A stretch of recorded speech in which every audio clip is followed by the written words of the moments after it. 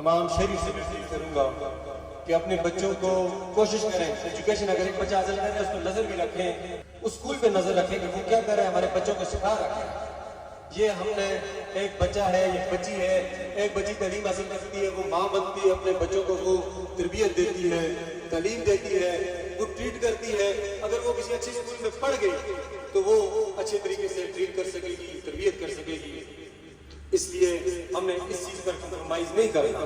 تمام اداروں سے میں درخواست کروں گا، خدا را جو اسکول کافی ہم لوگ دیکھتے ہیں، میں یقین مانے بہت ساری چیزوں کی وجہ سے کوشش کرتا ہوں کہ کسی کی ذمہ نہ ہو، لیکن جو چیز ہمارے معاشرے کو خراب کر رہی ہے اس پر ہم خاموش نہیں ہو سکتے۔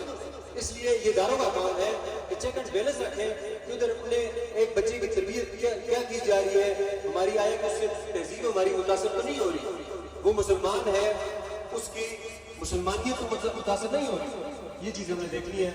جو اگر آپشن نہیں ہوا، ہزارہ میں تقریباً اس قسم کی سکولنگ بہت کم ہے، ہمارا علاقہ تھوڑا سا بیکورڈ ہے، اس لیے ایسی ضرورت ہے کہ ہم لوگ یہ بچے ہمارے دنیا کے ساتھ مقابلہ کرنے کے قابل ہو جائیں۔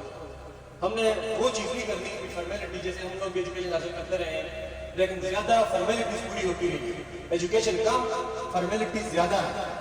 اس لیے ہم تمام لوگوں کو مل کر ان فارمیلٹی سے نکلنا ہے اور دنیا کے ساتھ مقابلہ کرنے کے لیے اپنے بچوں کو تعلیم دینی ہے، شعور دینا ہے، ٹرین کرنا ہے۔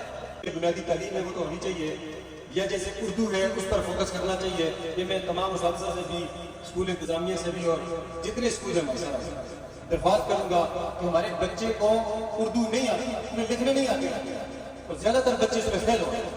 جیسے میں نے بات کی قرآنی تعلیم، وہ بہت ضروری ہے۔